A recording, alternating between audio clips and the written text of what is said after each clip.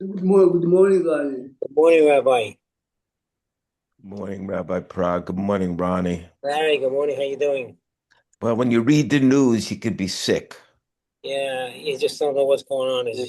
No, four boys. Oh, I didn't see that. Yeah, a tank was hit and four boys were killed. Oh, wait. In Gaza, Lebanon? No, in Lebanon, and they called off the peace talks for today. Whatever talks those there are, I don't know what those are. What does it mean? They call them The meeting today, Vance isn't going to where Switzerland, whatever. Who cares what that does? Could you fix the camera, Rabbi, when you have it put up front, please? Of course. It's what you say. How do you now go ahead and have, Rabbi, like you always say, my cheesecake, forget my cheese. I can't open up and know that there are four families today that their lives are now had. Four boys, and then five more were wounded. It's a price that is just so unfathomable. You wake up and that's the first thing I have to see in my day. You realize that unfortunately in Lebanon, it's one of many more. Okay, they called off the peace talk, and unfortunately there's no solution. And but The Iranians are going to trade the United States a cup that they won't know where they came from when they're finished. Yes.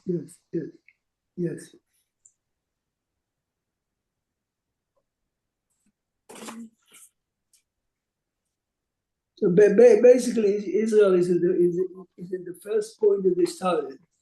And they have an enemy forever, which means that Iran will never forget that Israel killed the religious leader. Iran will never forget. But Israel has to do whatever to do. And But the price. Yeah. Everyone, such a sacrifice.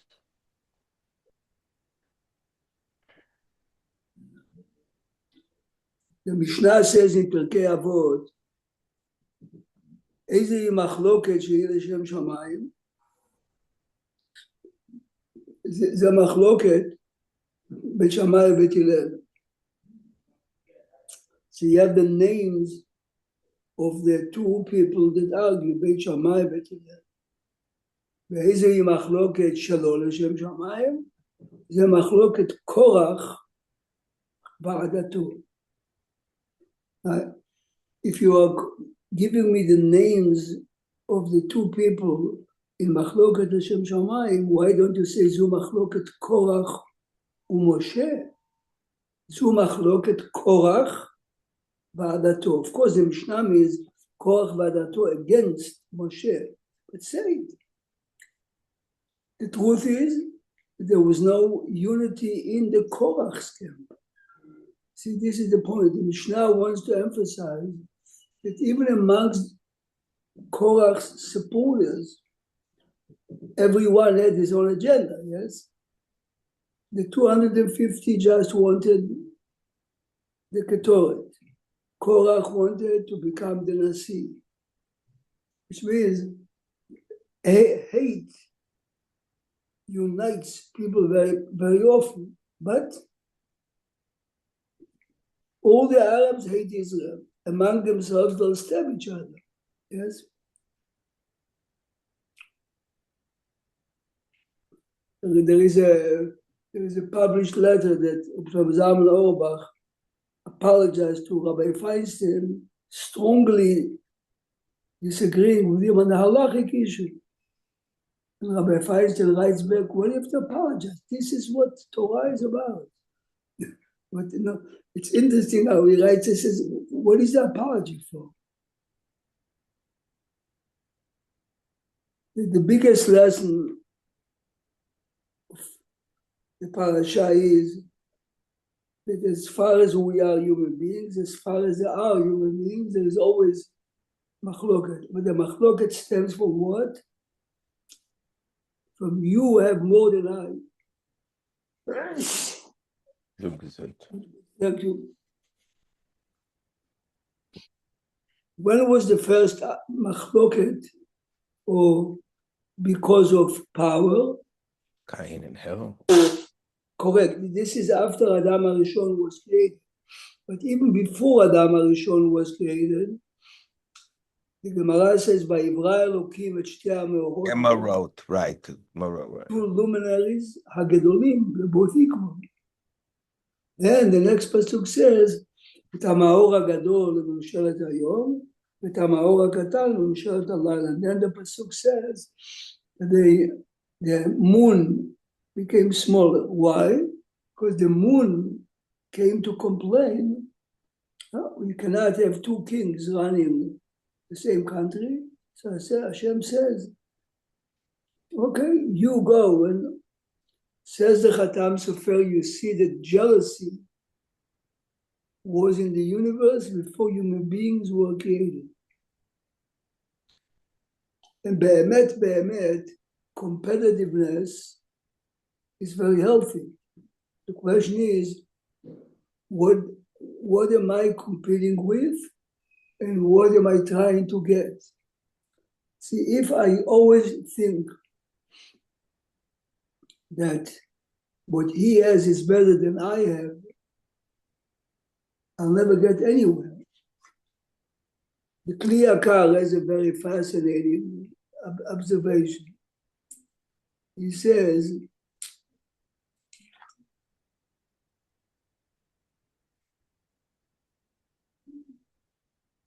look a second on page 822 of Perek Tet Zayin, Pasuk Chet. Vayomer Moshe el Korach, Shimuna b'nei Levi, you are chosen by being already b'nei Levi. You are already from Kehat. Ameat mikem הבדיל אלוקי ישראל אתכם מעדת ישראל להקריב אתכם אליו, לעבוד את עבודת משכן השם ולעמוד לפני העדה לשרתם. What he is telling them is, it is not enough for you that Hashem already segregated you from the assembly, which means you are already above others. So why do you want more? Which means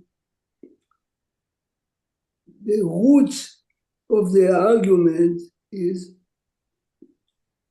I am unwilling to accept the mission that Hashem or life presented me. You, Korach, or you, the 250 people, are sure if I would become so and so, are you appreciating what you have?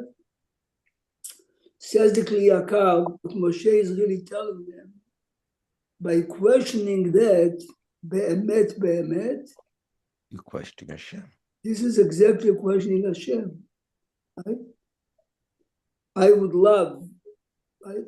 I told many times in a class, it's always, you have a group of 20% of the kids who are amazing in math, but they are not so good in social studies. Some kids, everyone from the day he was born was given the tools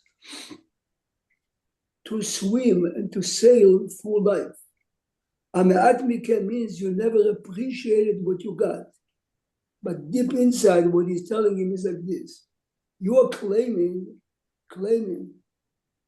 that kol ha'edah kulam kedoshim, which means everyone is the same. So how come you are already above everyone? Among the Leviim, you have three families. Gershon, Kehat, and Merari. Your two cousins, yes, on a much lower level. They take apart and assemble the Mishkan. They take the covers of the Mishkan, and you are the only one who is carrying the Aron. If kol ha'edah kulam kedoshim, look at yourself among the Leviim. Look at yourself among other people, which means you are not appreciating and you don't see what you really have. So how can you? But this is what the Kriyakar explains. Why twice? The pasuk is saying you are looking at yourself more than others.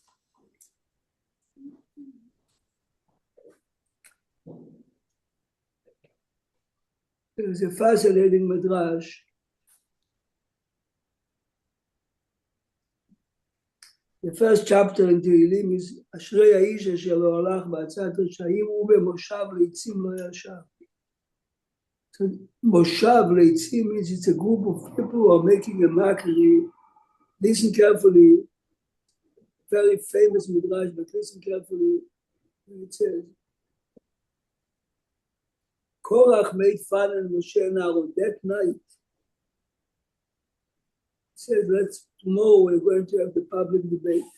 So listen what he sponsored a big party. התחיל לומר לפניהם דברי ליצנות. Please listen. Korach is telling all the assembly. אלמנה אחת יש בשכנותי, there is a widow, my neighbor. She has two daughters, they're orphans. The minute you talk about a widow with orphans, everyone's heart is. And she had one field only. She comes to plow. Moshe tells her, Lo tachrosh b'shov hachamor. He's coming to plant. Don't make sure it's not kilayim. Wow.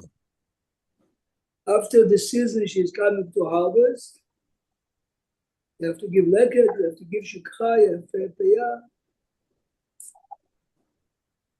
After that, you have to give truma, maaser rishon. The lady figures it's not for me, it's too much. She sold the field, she bought 2 lambs. Take basim. The minute one of them gave birth, Aaron comes, the whole is mine. Anyway, he continues. This is what Korach is making fun. Says Rabbi Yashim, the Gemara tells us that Yosef hid all the profit of Egypt in 3 places. Korach somehow discovered one of them, which means that among the Jewish camp, he was one of the wealthiest people, if not the wealthiest. You really care so much for the real? Why don't you give us something? Answer is, I'm making fun, and this is the way you make fun. And your fun doesn't make sense. Why? Because no one in the desert planted, no one had a field, no one in the desert was obligated to give Terumah and Maaser as we read this week, because this is only if you came to Israel. How can Korach talk to intelligent people and sell them a story like that? How can you say? The answer is, if you make a mockery, people are willing to listen to whatever you say. Whatever you say. This is the power of making fun, making the Talmud.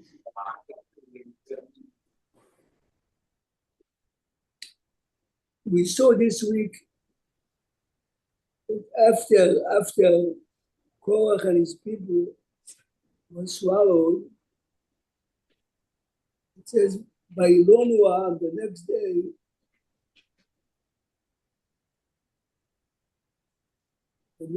the people are complaining.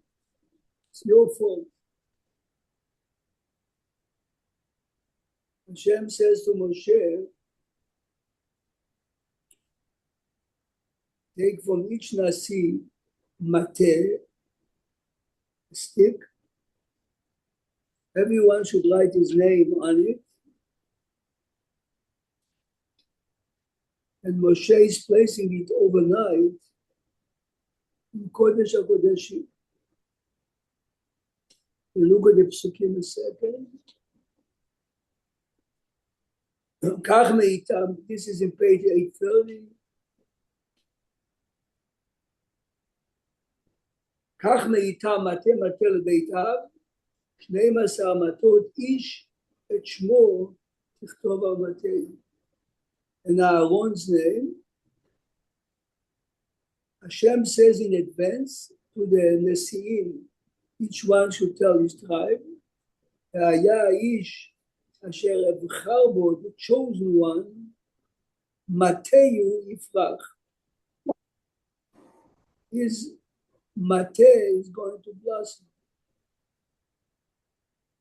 The next morning, פסוק כ"ג, ויהי ממחרת ויבוא משה לאור העדות והנה פרח מטה אהרון לבית לוי. The only one that blossomed, ויוצא פרח, ויצץ ציץ, ויגמור שקדים. By the way, this mate was placed in Kodesh HaKodashim in front of the Aarons. In Kodesh HaKodashim, we had the Aaron, the jar of the man that was displayed to the people in the time of Eliyahu. And this mate that blossomed was there. And unlike the flowers that we buy for Shabbat and by Monday they are dry, listen carefully. ויוצא משה את כל המטות מלפני השם וכל בני ישראל, ויראו ויקחו איש מטה. The obvious question is as follows, listen carefully.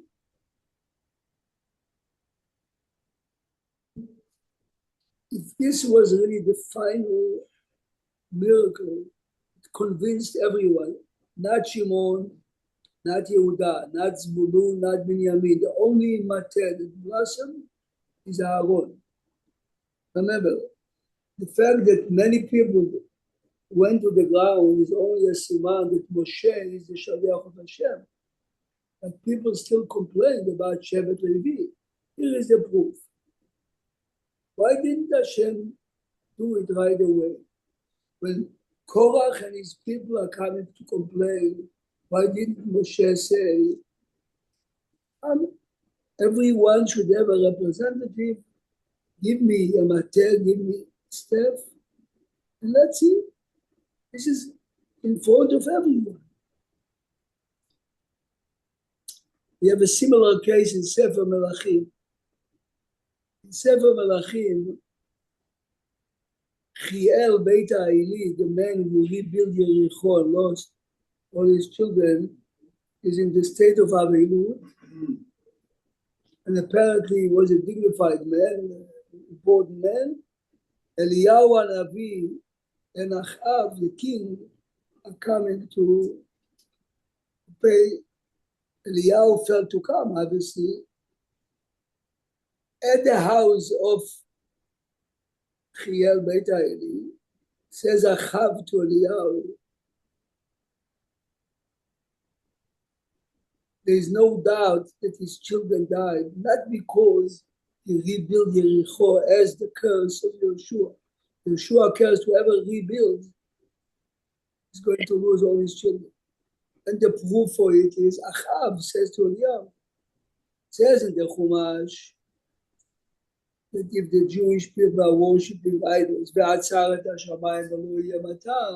says there was no king before me that spread Avodah Zarah as me.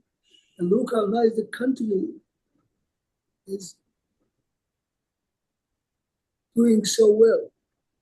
It says in Tanakh, what I just told you is a midrash that Rashi brings, but it says in Tanakh, that Eliyahu stands, Eliyahu says, Chai Hashem yeh matar. Chai Hashem, Eliyahu swore. And it stopped raining. It stopped raining for 3 years. 3 years. The Pasuk describes how people didn't have water, animals didn't have water, grass didn't grow. Anyway, Eliyahu is hiding. Achav and Obadiah was Yirei Hashem, are going to look for sources of water. Eliyahu appears to Obadiah and he says to Obadiah, tell Achav that I would like to see him, to talk to him. When they met, and Achav is screaming at Eliyahu says to him, gather all your supporters to Har HaKarmel, we know the story. And I'll come there also. Right? We know the story, yes? ויפלו כל העם על פניהם ויאמרו השם הוא האלוקים, השם הוא האלוקים. Why didn't Eliyahu at the house of Chiel Bet HaEli, right? They met in the Shiva house. Then Achav is making fun, and Eliyahu swears it's going to be famine for 3 years. Didn't say 3 years, he swore. And after 3 years, they have a debate. And now everyone agrees. Why didn't he say to Achav right there and then, bring all your cronies, all your supporters to Har HaKarmel. Now be there left, let's have a public debate. Why did they have to wait 3 years? Ulaya said tshuva. Right. But listen, it's much deeper. And this is exactly what happens by Korach. As Larry mentioned before the tragedy, it happened in Israel today, the tank was struck and 5 are killed. Everyone that reads it feels bad. Everyone that hears the news. But in the afternoon, when we go to the pizza store, it's the same pizza as yesterday. But if Eliyahu would have a public debate, everyone would definitely scream Hashem hu Elokim, but tomorrow we are back to the cheesecake and the coffee. It takes 3 years of famine to force a person to look into himself. What's going on?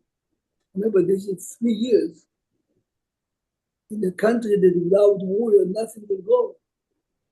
After 3 years, people are ready now to the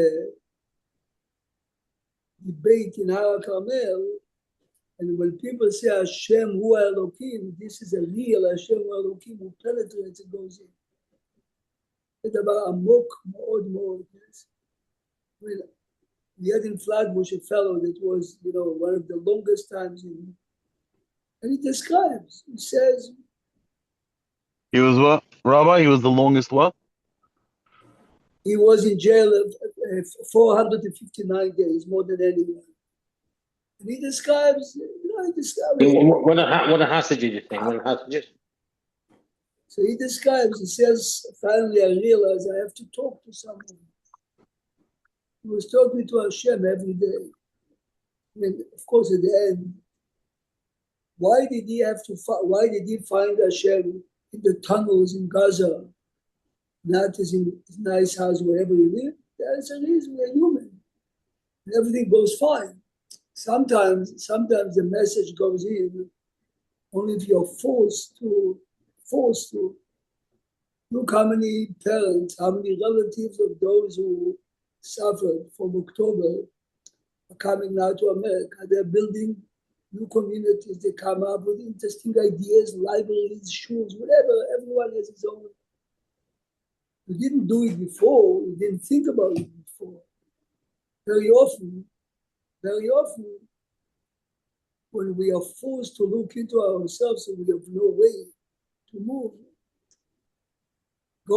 let's go back to Korach.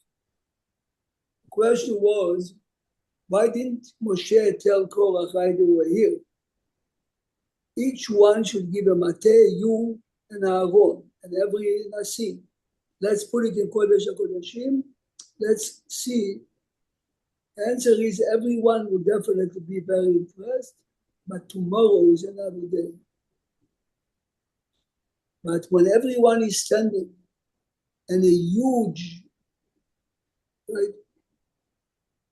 crane is opening in the ground, and the impact, you have to see how strong it was. Look a second in the Psukim.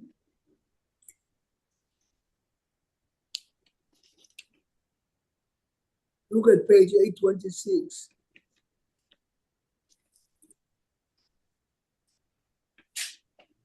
Pasuk 31. As Moshe said what he said, listen carefully to the Pasuk. ויהי ככלותו לדבר את כל הדברים האלה, as Moshe completes saying what he said, ותיבקע האדמה אשר תחתיהם. The ground split open. Next pasuk, ותפתח הארץ את פיה, ותבלע אותם בעת בתיהם. Right? The earth opened his mouth and swallowed them. If it says ותיבקע האדמה, the earth opened.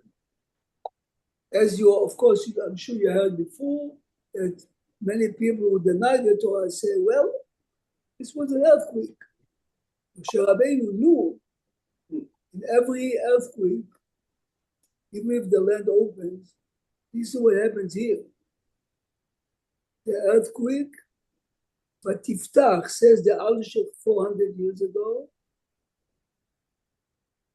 the earth pulled in. It's not that it opened and they're in. A huge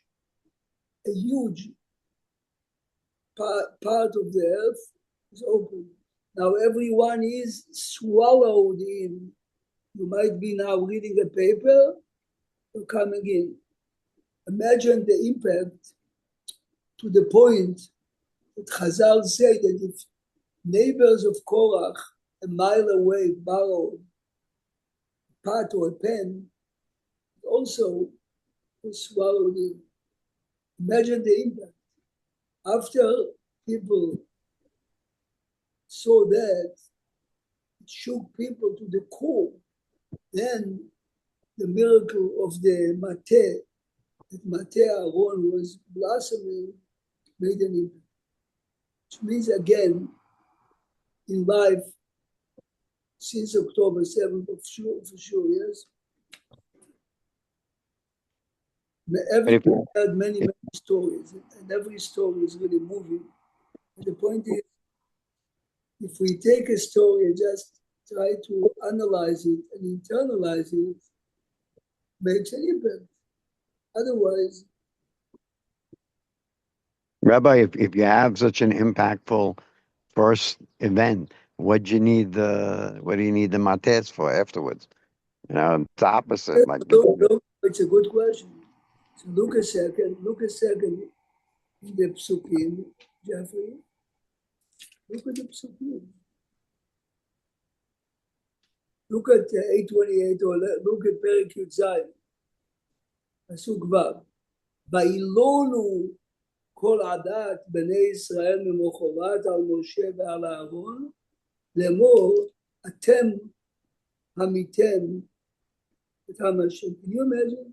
The day after, people are complaining against Moshe and Aaron, it's your fault.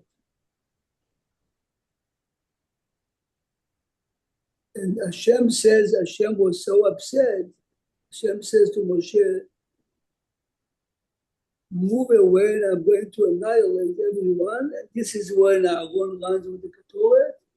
And this is 14,700, Jeffrey. This is the answer to your question. So Hashem realized you have to do something more. Sometimes seeing is not believing sometimes, right?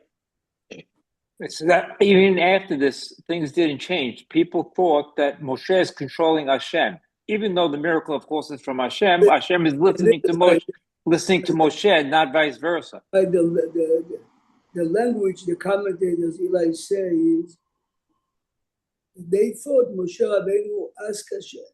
It's not that Moshe on his own chose his nephew to be the Nasi of Bnei Kehat, but Moshe did so much for Hashem, Hashem listened to him. Moshe has to prove. But the point is, it's a message to us. There was a teacher when to do it in the elementary school where my kid went, the 8th grade. His son, unfortunately, became on drugs and alcohol. Eventually, he overdosed and he died.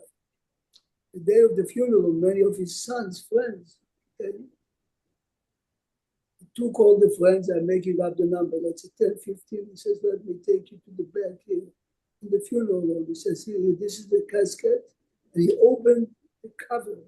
Oh, He wanted to shock them.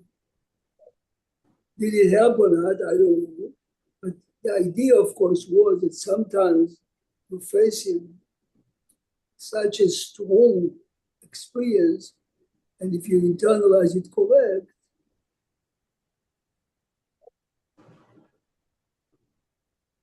we know life. So I was once at a dinner.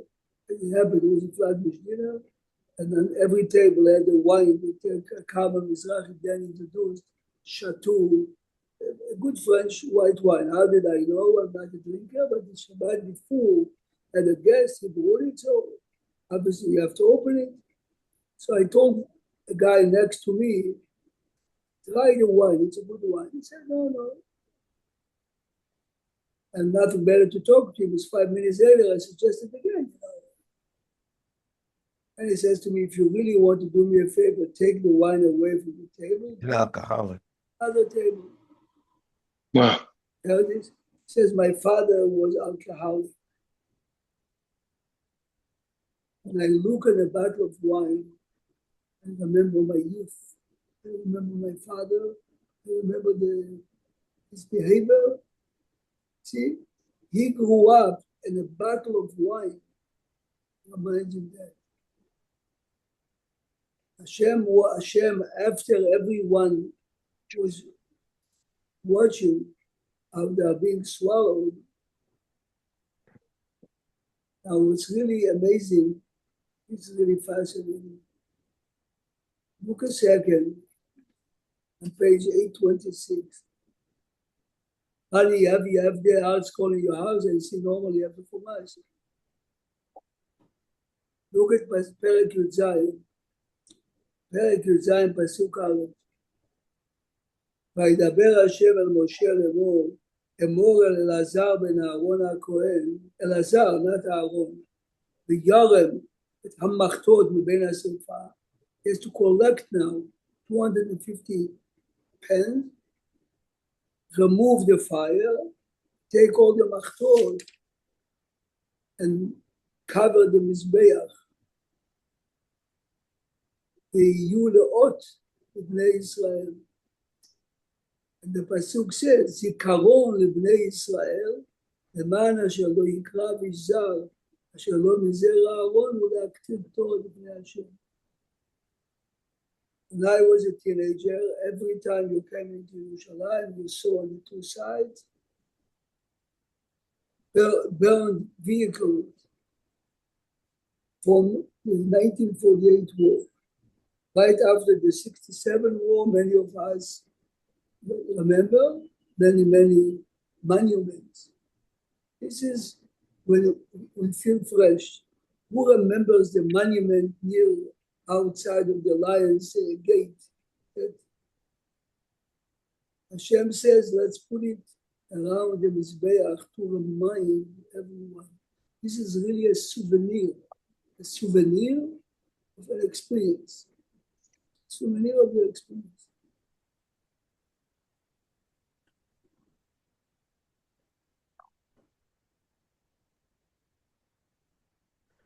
After I came from the Shiva of my father, I kept the shirt that I made a career.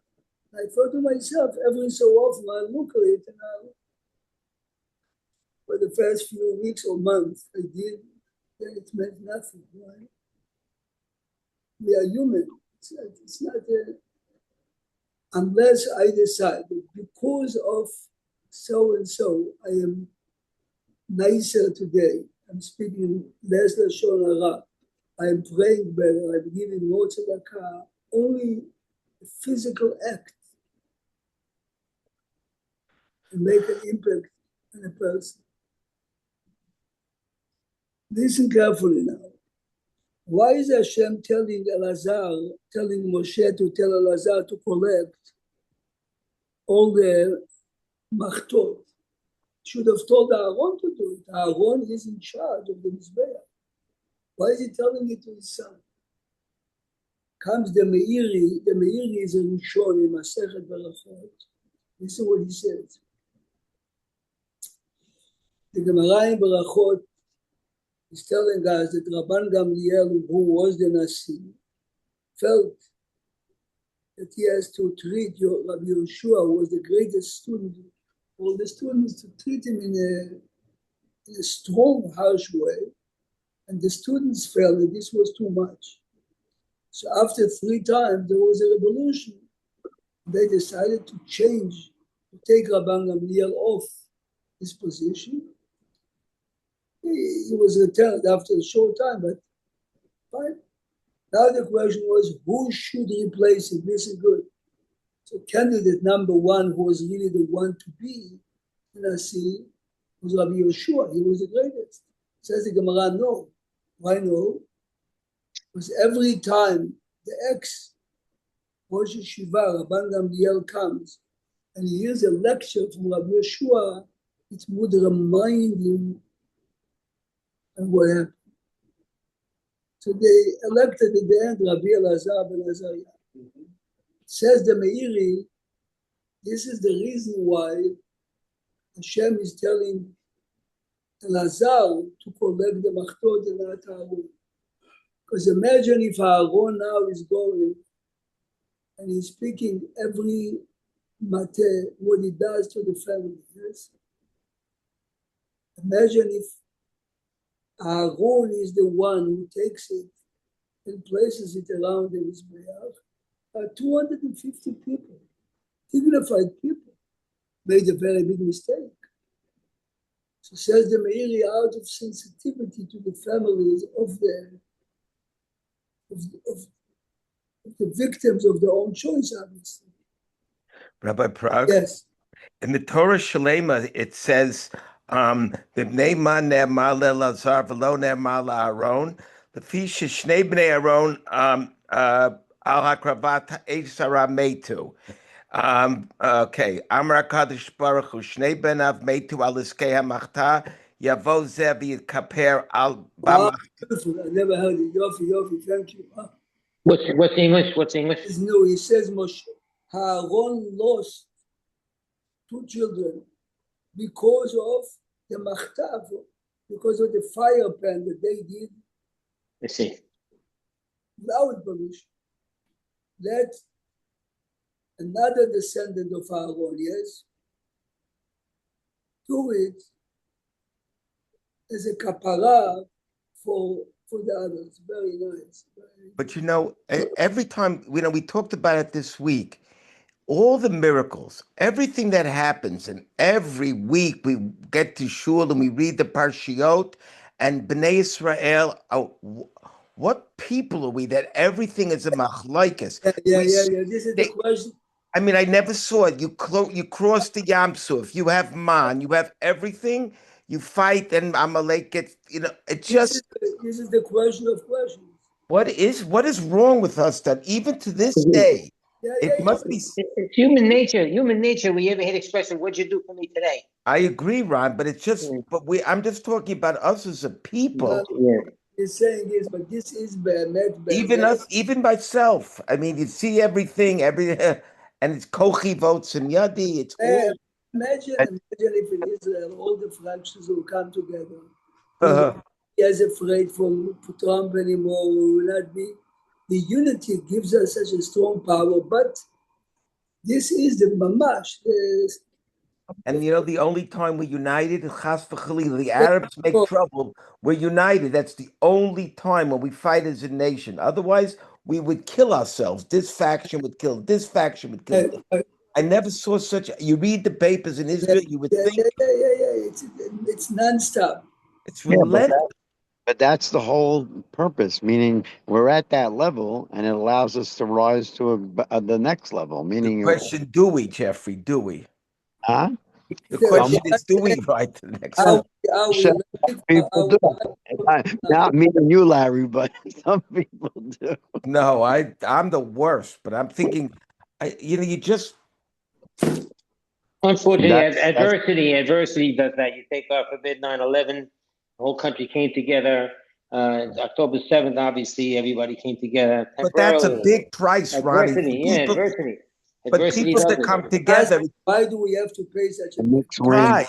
Yeah, And yeah. why not? Why certain people or how? It's just yeah. questions you can't this- answer. But it's But this is the reason why we read it every year to remind some of us. I mean, they say as a joke, but I believe it happened. They said 1 year in shul when they read the story with Yosef, a lady from the ladies section is screaming, Yosef, don't you know what happens last year? Don't do it. In her mind is this is why we. Rabbi Prague, Rabbi Bromberg, I've told you this a million times, always says to me, Aseres Hadibros tells you right away, Anoichi, for myself, I have. Next one, Lo Yeh. You shouldn't have. I have something, I'm happy, but it's better that the other person shouldn't have either. The people, these machloikes, all machloikes, all every parsha. No, but this is exactly. It's life, like Ronnie says and Jeffrey says, but still, wow. The brother of the Chazon Ish, his older brother, he had a brother. When he married off his daughter, this is like in the early 50s, maybe, to a real scholar. So remember, the brother of the Chazon Ish was married. Normally, they're expected to walk the daughter half an hour before the wedding. You hear? He goes to his niece and he says, You walk my daughter. She says, Uncle, this is your first daughter. Yeah? He says, but the groom is a Holocaust survivor, he doesn't have parents. Yeah, wow. When he stands there and sees me and my wife happily bringing it, it's going to, in Yiddish you say, give him a shtoch. Right. He would feel it. So when he married all of his kids, the son-in-law was, but this is, Rav Zalman Auerbach normally did not stay overnight not in Yerushalayim. Oh, this is an unbelievable story you told us. This is unbelievable. But I'm saying I knew the people. Rav Zalman Auerbach had a sister, married Be'emet, genius of geniuses, but unfortunately he died young. So basically, Rav Zalman Auerbach raised his nephews and nieces as a father. I mean, I knew them. I mean, this is my neighborhood. I knew it. Anyway, when his sister married off her first child, the wedding was in Tel Aviv. And he says to his wife, after the wedding, we stay overnight in Tel Aviv. His wife says to him, Manishtana. He says, every time, in every family, and you come home from a wedding, the husband and the wife are sharing their experiences.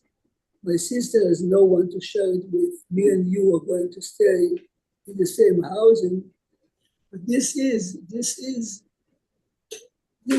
great people. אם היית קורא לארי, כל החיים שלו איך שהוא ברח ממחלוקת. You know how many times Rav Zalman Auerbach was offered, if he puts his name on the ballot to be the chief rabbi of Yerushalayim, no one is going to run against him. You imagine, no one. It wouldn't be bchirot. It says, B'shum ofen shel ha'olam. It says, every position like that involves always, if not now, later, jealousy, arguments. But this is the reason why we, as you said, this is why we read it, and it's hard to believe you read it. And I read it yesterday to myself. I'm asking myself, the answer is, I'm finishing with this. No, but this is to show us the point.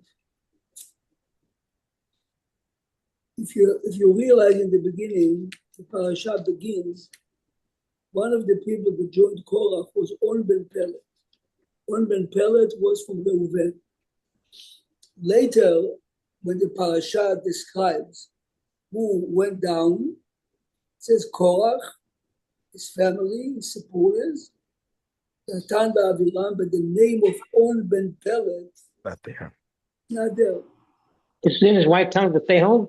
Right, so the Midrash is using, but listen carefully, the Midrash is using a pasuk to describe his wife. Chochmat Nashim Banta Beita. The wisdom of the woman is what builds the house. When the people, the supporters of Korach gathered, he says to his wife, I'm going with them. He says to him, if Korach wins, you are in the same position, and Moshe wins, you are in the same. Why should you be involved? Listen carefully. Tell them, but I promised them. Says to him, I'll take care of it. She put him to sleep with wine. The Gemara says, the Midrash says, she uncovered her hair. She is sitting in their tent. They're coming to pick him up. They saw that her hair is not covered. They left. Very nice. Chochmat nafshim banta beita. Says Rabbi Shmuel Leibowitz, do you see any special wisdom? She didn't need 140 IQ to say what she said. She simply said the facts. My dear husband, you are in the same position before or after. Why should you get me? Why is this an example of the wisdom of a woman? Says Rabbi Shmuel Leibowitz, the wisdom is that if you are involved in a machloket, you are blind to see the other side. You don't see anything. You just see your point. The wisdom here was she was able to step back and look at the story the way it was. This is a chokhmah. If you have an argument between two umpires, is it this team or that team? If you are a Yankee fan, you saw exactly what happened. Of course. The umpire and of course the other supporters the opposite. Let's go to Shabbat with this, Larry, as you said, but everyone. But you know, Rabbi Prague, it was interesting before when you were talking about that idea of when the earth opened, patcha, and so I'm thinking of the patach, and then what you just said. So I was thinking, Pia patcha b'chachma. Oh, is it yofi? Oh, and you Oh. just came and you just brought up the same thing with this woman owns wife, and she opened her mouth b'chokhmah, and I couldn't stop it, and it's included in Shabbos every single week. I would be in Saket Lake this week. This would be this exactly a speech. You know what it says? But Rabbi Prague, you have Shalosh Shudas tomorrow too. So, Rabbi, I have the two things in my house. I have this standard. They always hear my kids say, I said, darn it, she's right again.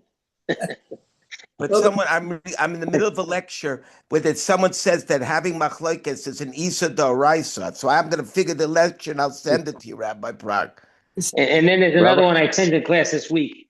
Don't bother me. Don't bother me with the facts. My mind's made up. Right. It's so right is because it says velo yeke korach. Yeah, but listen, Larry, what the Hasidic master say. The pasuk says ubnei korach lo metu. So we know the fact, lo metu. Says Hasidic master, they never died. In every generation, we have the bnei korach again. Wow. And that's why they said. That's why before shofar blowing, you have lamatzeach b'nei korach. Exactly. You hear what he says now? The Ashkenazim for the chapter of the Tehillim that we say is Lamnatzeach Livnei Korach Mizmor. What is so unique about Bnei Korach that we have to say before Tkirot? They remind us that a quick decision turning out for the annual dragon and keep you alive. You hear? This is what shofar is about. Here, at the last minute, they change their mind, and this is what life is about. You have a wonderful. Rabbi, let's talk about Sunday. Sunday is 9 o'clock. What Zoom? The same Zoom now? Yeah, the same. You're going to be in the Sheret Yom. That's your plan. Meantime, I'm here, so next Sunday will be the regular one. Yeah. Okay. Rabbi, in the legal profession,